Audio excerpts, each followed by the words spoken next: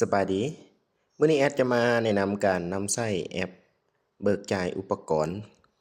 บ่ว่าจะเป็นอุปกรณ์ไฟฟ้าอุปกรณ์ในโรงงานก็สามารถเอาไปนำใช้ได้เนาะ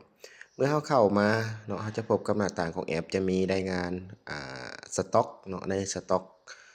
หรือว่าในสร้างของเรานั้นมีอุปกรณ์จักอันเนาะมีจักรายการแล้วก็นำเข้าอุปกรณ์นี่มีจักรายการแล้วก็เบิกจ่ายอุปกรณ์นี่มีจักรายการ แล้วก็อุปกรณ์ใกล้จะหมดนี่มีจักรายการก่อนอื่นเข้ามาบันทึกตัวสต็อกอุปกรณ์ก่อนให้กดเพิ่มมันจะมีรายรับแล้วก็วันเดือนปีบันทึกเนาะแล้วก็รหัสอุปกรณ์ถ้าเราต้องการอยากสแกนอุปกรณ์เนาะหรือว่าเรามี QR อุปกรณ์นั้นสมมุติว่าเป็นตุกน้ำดื่มเนาะสามารถสแกนได้เลยเห็นบ่มันจะสแกนเข้ามาแล้วก็รายการอุปกรณ์เนาะเป็นอุปกรณ์ไฟฟ้าสมมุติว่าถ้าเรามีรูปภาพอุปกรณ์เราก็ถ่ายเลยว่าหน่วยเป็นหยังเป็นอันเนาะราคา70,000สมมุติว่าตำแหน่งอยู่ไสอยู่ที่ดอก A11 เนาะแล้วก็กดบันทึกไปเมื่อเราบันทึกแล้วเราจะมานำเข้าอุปกรณ์เนาะกดนำเข้าเนาะหรือเราจะสแกนจากอุปกรณ์นั้นเลยก็ได้เนาะมันจะขึ้นมาให้เนาะสแกนเลยมันจะขึ้นมาว่าอุปกรณ์ไฟฟ้าและรูปภาพเนาะถ้ามีรูปภาพมันจะขึ้นมาให้นำเข้าจากอันเอาเป็น70อันหน่วยเป็นอันเนาะราคามันจะขึ้นราคารวมให้เนาะผู้บันทึกแม่นไผเฮาก็ใส่ไปเนาะแล้วก็กดเซฟหลังจากที่เฮาเซฟแล้วเนาะถ้าเฮาอยากเบิกจ่ายอุปกรณ์เนาะเฮาก็มีแต่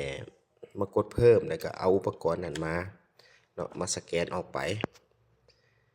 ใส่ชื่อก่อนเนาะไผเป็นคนเอาออกเนาะเป็นคนยืมจากหน่วยงานใด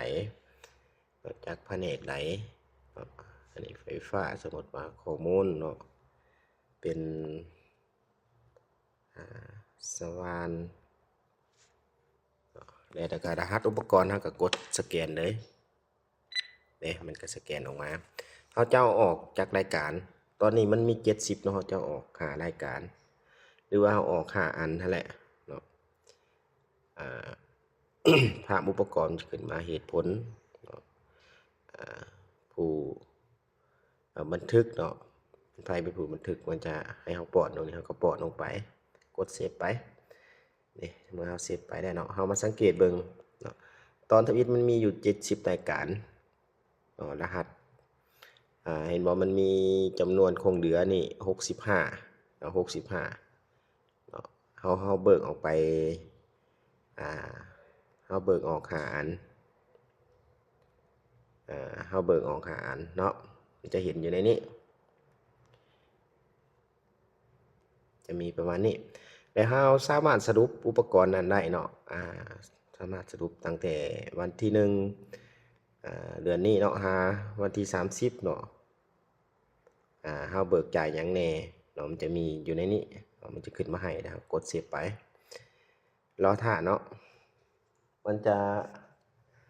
Export เป็นไฟล์ PDF ให้